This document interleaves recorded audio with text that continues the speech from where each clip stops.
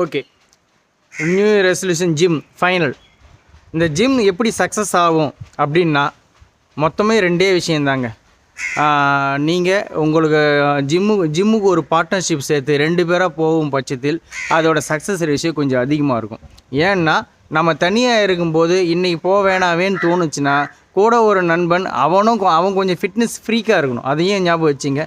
அந்த நண்பன் வந்து டேய் இன்றைக்கி ஒரு நாள் விட்டா அப்புறம் இது ஆகிடும்டா, டேய் இன்றைக்கி முக்கியமான கிளாஸ்டா, இன்றைக்கி நம்ம செஸ்ட் கிளாஸ் பண்ணணும் மறந்துட்டியாடா, இன்றைக்கி இது பண்ணணும் லெக் ஒர்க் அவுட் பண்ணணும் மறந்துட்டியாடா, வாடா அப்படின்னு அவன் கொஞ்சம் சேர பண்ணுறவன இருக்கும் பட்சத்தில் உங்களுடைய அந்த ஆரம்பத்தில் வருது பார்த்தியா சுணக்கங்கள், அது குறைய ஆரம்பிக்கும். நீங்கள் ரெகுலர் பண்ணும்போது நீங்களே அதை விரும்ப ஆரம்பிச்சிடுவீங்க.